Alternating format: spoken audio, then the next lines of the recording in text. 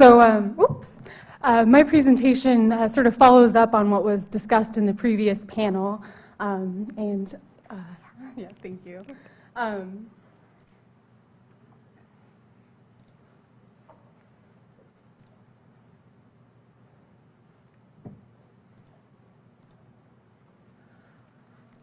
And so the goals for this presentation are to really just sort of outline the considerations for states, legal considerations in terms of integrating energy efficiency, including behavioral programs, into their 111D compliance strategies, either as enforceable and creditable control measures or as other means of achieving their targets, and in particular, EPA has used this term complementary measures to describe another approach states might take. And I'll be talking about some different compliance pathways, taking into account some of the choices that states have to make in terms of their target. Do they want to have an emissions rate target or a mass limit? And in terms of the way they want to structure legal obligations within the plan, whether they want the affected EGUs to be shouldering the full burden of meeting these emissions targets, or if they want third parties involved or state commitments. And I'll also, time permitting, talk some about some insights on verification and enforcement from experience with Section 110 of the Clean Air Act, which is the program, if you aren't familiar with it, wherein states submit similar state plans for attaining the national ambient air quality standards for more traditional air pollutants. So first, I want to start with an overview of some of the legal requirements, since as a lawyer, that's what we like to do. In particular, I think the best place to start is with what exactly is this emission performance level that states have to meet. Well, it's a state-specific target, and as other presenters have noted, this is expressed as an emissions rate, but it's an unusual emissions rate. Normally, you would just have carbon dioxide emissions for your regulated class of power plants divided by the megawatt hours for those power plants.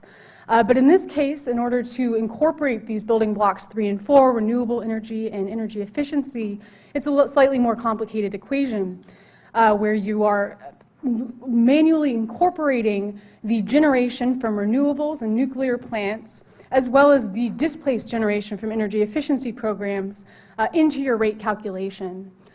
And the key point about this for the purpose of thinking about energy efficiency within state plans is that you need to manually adjust this emissions rate when you're going to do an attainment demonstration to show EPA that you as a state have met your target.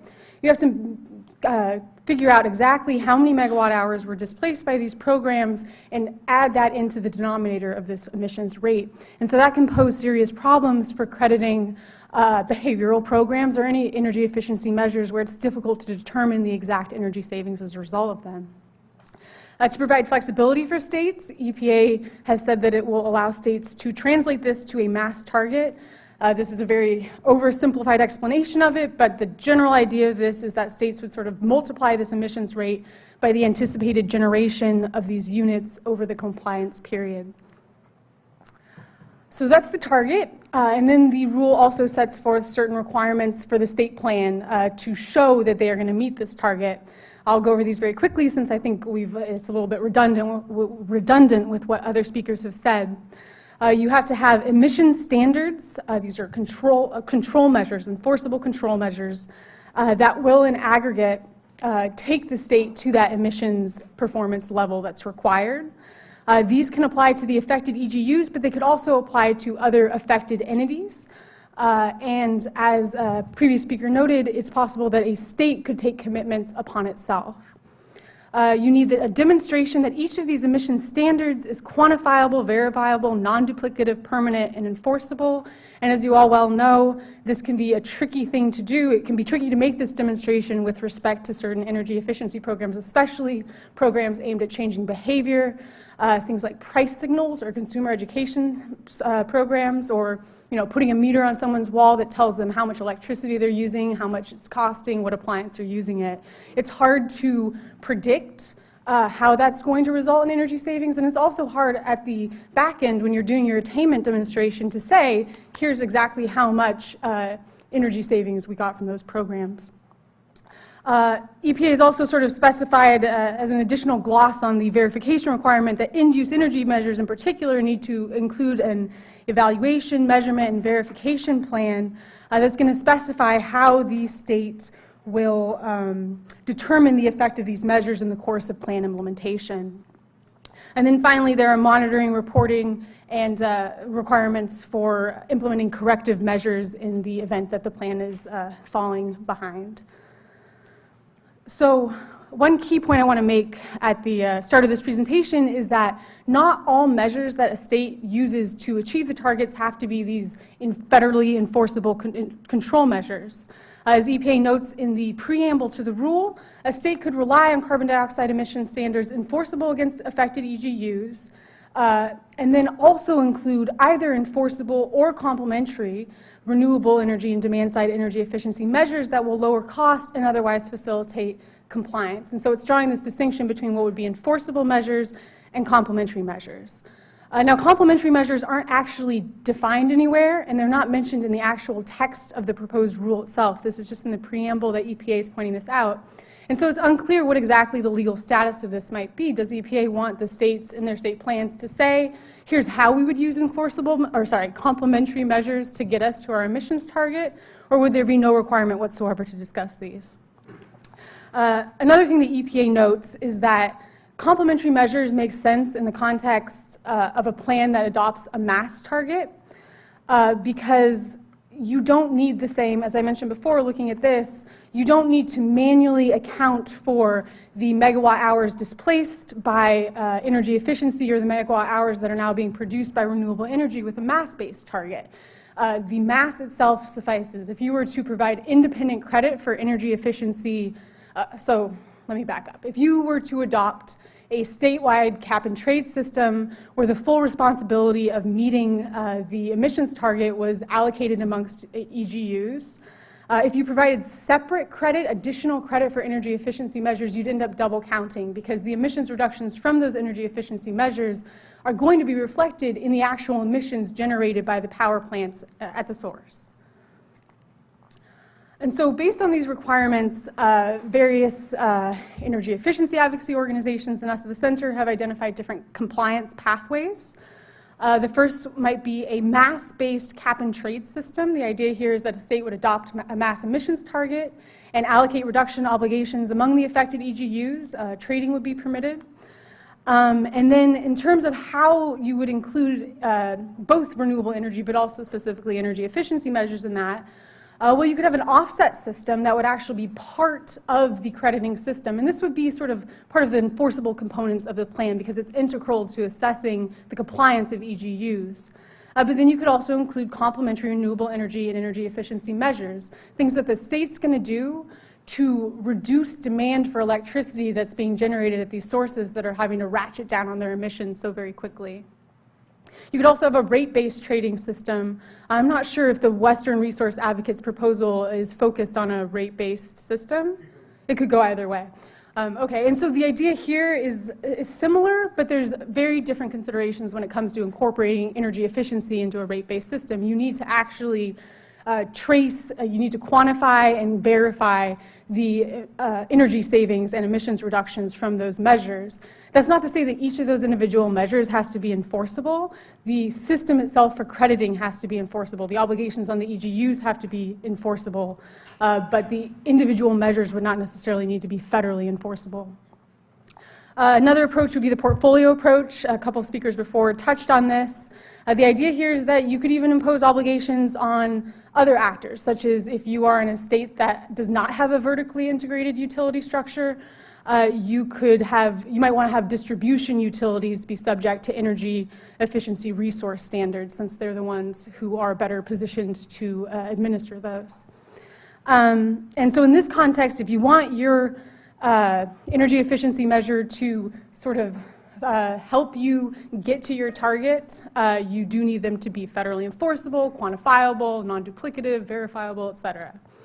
And then finally, there's this idea of a state commitment approach that's getting tossed around. I think EPA is accepting comments, or was accepting comments on this. It still is accepting comments. And there are a lot of questions about how this would work legally.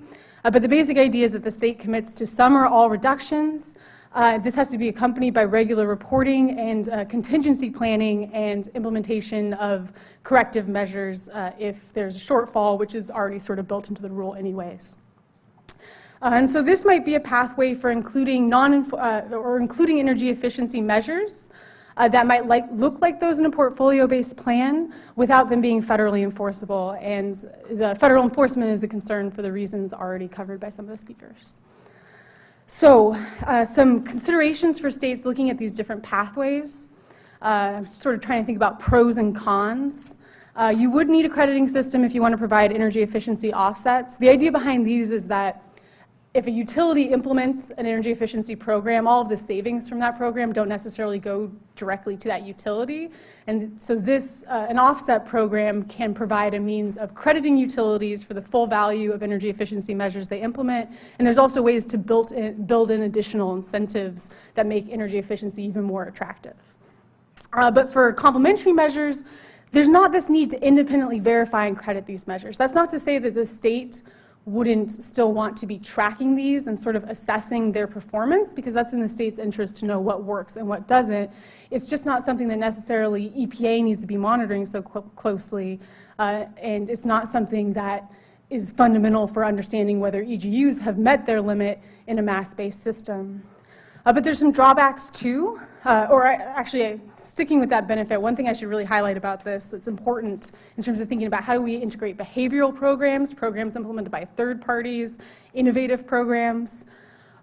Because a mass-based limit, the calculation of mass emissions is going to automatically reflect all energy savings and emissions reduction benefits from energy measures, energy efficiency measures. It automatically accounts for the benefits of all of these programs that are a little bit difficult to assess. Voluntary programs, behavioral programs, et cetera. They will be automatically reflected when you go and actually monitor emissions at the source. But there are drawbacks too. One is that there's no federal or citizen enforcement of these complementary measures. There's not really a guarantee, at least in the context of the Clean Power Plan and the Clean Air Act, that they're going to actually occur. Certain power plants have, not surprisingly, expressed serious concerns that they're going to be held liable for the full amount of the reductions, and they have no way of assuring that these complementary measures are even going to be implemented or that they'll achieve the emissions reductions that are being anticipated.